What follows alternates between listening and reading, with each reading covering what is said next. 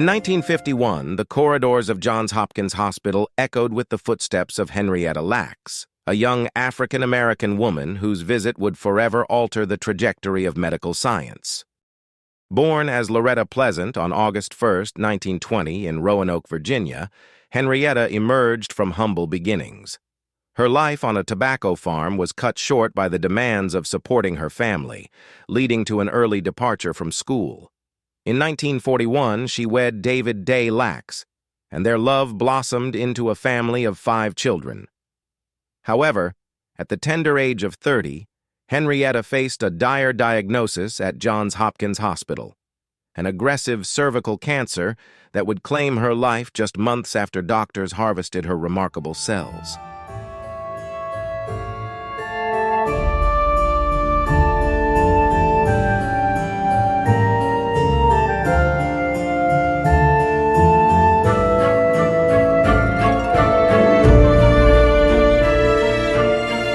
Normal cells possess a self-destruct mechanism, limiting their division to about 50 cycles, a safeguard against the accumulation of genetic errors.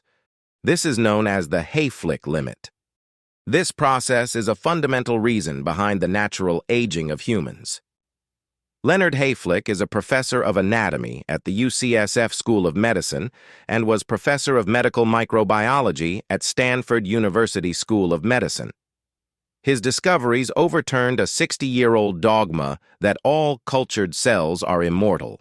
Hayflick demonstrated that a normal human fetal cell population will divide between 40 and 60 times in cell culture before entering a senescence phase. This finding refuted the contention by Alexis Carrel, who is the winner of the Nobel Prize in Physiology or Medicine in 1912. Cancer cells, however, defy these constraints, dividing endlessly and overwhelming their normal counterparts. Yet, even these rogue cells typically perish outside the human body, reliant on the nurturing environment only the body can provide. Scientists cultivate human cells in laboratories to dissect their functions, unravel disease mechanisms, and evaluate treatments without risking patient health. Reproducibility and collaboration hinge on vast populations of identical cells capable of consistent replication over years.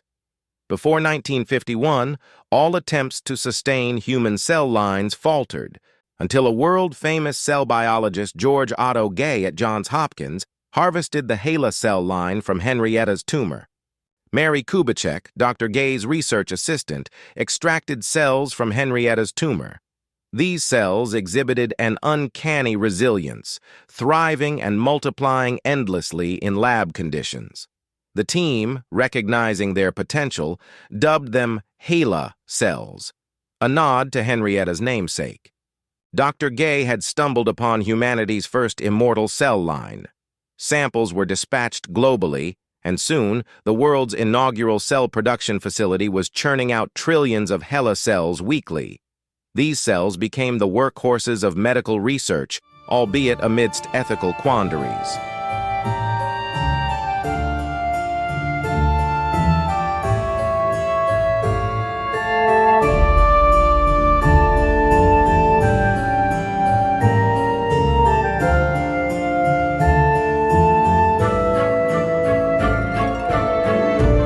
The HeLa cell line revolutionized medical research. These cells were pivotal in countless breakthroughs. HeLa cells played a crucial role in the development of the Salk polio vaccine. Dr. Jonas Salk was an American virologist and medical researcher renowned for developing one of the first successful polio vaccines. His approach used a killed virus that could immunize without the risk of infecting the patient. This was contrary to the prevailing scientific opinion of the time, which favored the use of live viruses in vaccine. During the early 1950s, when polio was a significant health crisis, Dr. Jonas Salk developed a vaccine that needed to be tested for its effectiveness. HeLa cells, which are known for their ability to grow rapidly and indefinitely in a lab environment, became an invaluable tool for testing the vaccine. Dr. Salk's vaccine was tested in a massive trial in 1954, and the results, announced in 1955, confirmed that the vaccine was safe and effective. The The widespread use of his vaccine led to a dramatic decrease in polio cases worldwide. Notably, Dr. Salk chose not to patent the vaccine or seek any profit from it, ensuring it could be distributed globally.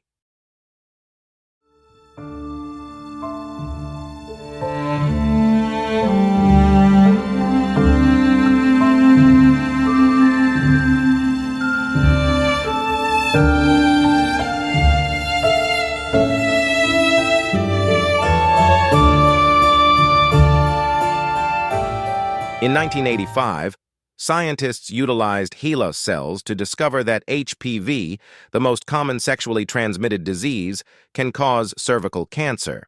Notably, Harald Zurhausen was instrumental in identifying the link between HPV and cervical cancer and in the development of the HPV vaccine. Harald Zurhausen was a German virologist who made groundbreaking contributions to the understanding of cancer. His research in the 1970s and 1980s led to the identification of HPV types 16 and 18, which are responsible for the majority of cervical cancer cases. For this work, Harald Zurhausen was awarded the Nobel Prize in Physiology or Medicine in 2008. HeLa cells have been part of several space missions to study the effects of zero gravity on human cells. In the early 1960s, HeLa cells were sent into space aboard the Discoverer 18th satellite. From these experiments, it was discovered that HeLa cells divided even faster in zero-gravity condition. This research was significant for understanding how human tissues and cells might behave in space, which is crucial for the planning of long-term human spaceflight and potential future colonization efforts. They've been instrumental in studies on AIDS, Parkinson's disease, leukemia, influenza, and the impact of radiation and toxins. Research involving HeLa cells has underpinned several Nobel Prize-winning discoveries, highlighting their impact on scientific progress.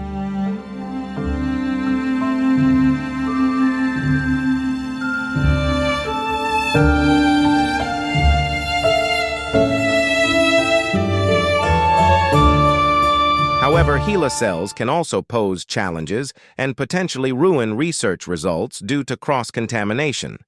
They are known to be very hardy and can overgrow other cell cultures if proper laboratory practices are not followed. This has led to instances where cultures thought to be of different cell types were actually HeLa cells, which can invalidate research findings. In 1966, at a major conference of cell scientists, a geneticist named Stanley Gartler, who is Professor Emeritus of Medicine and Genome Sciences at the University of Washington, announced that the 18 most frequently used cell cultures, which were ostensibly distinct from one another, all exhibited a rare genetic marker that had only been found in African Americans. Since some of these cell cultures had been taken from Caucasian subjects, Gartler's conclusion was that all of the cell cultures had been contaminated with HeLa. Stanley Gartler's 1966 discovery revealed HeLa's propensity to contaminate other cultures, jeopardizing years of research. Their invasive nature, capable of hitching rides on dust or equipment, led to widespread culture takeovers. This contamination often went undetected for years, leading to invalid research findings and wasted resources. A notable scenario is the revelation that over 30,000 scientific publications in decades of medical research had to be re-evaluated because the cell lines used were contaminated with HeLa cells. Therefore, while HeLa cells are a powerful tool in research, meticulous care is required to prevent contamination and ensure accurate results.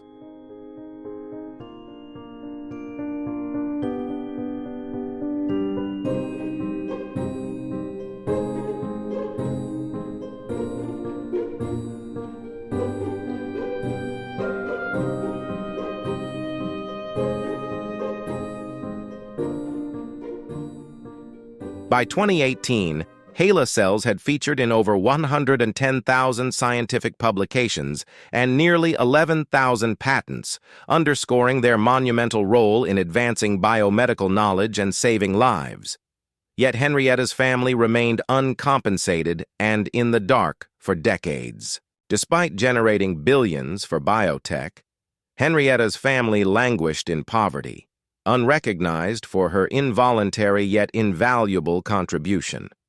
It wasn't until 1975, 2 decades posthumously, that the Lacks family learned of the HeLa cells through serendipitous research encounters.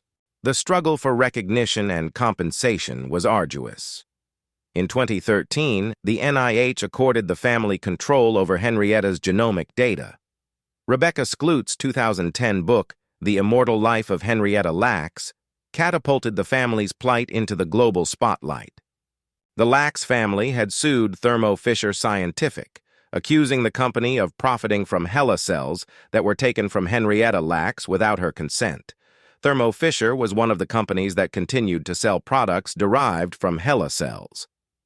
The focus on Thermo Fisher Scientific in this case was likely due to specific actions and the commercial scale of their use of HeLa cell. In 2023, over 7 decades after Henrietta's passing, her descendants settled with Thermo Fisher, addressing the historical exploitation in medical research and underscoring the need for ethical integrity and patient rights.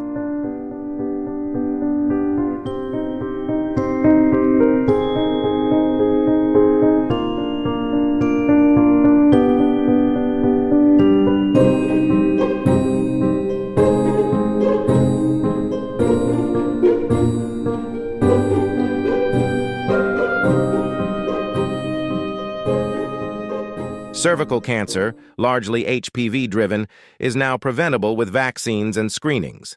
The silent onset of early cervical cancer underscores the importance of regular checks.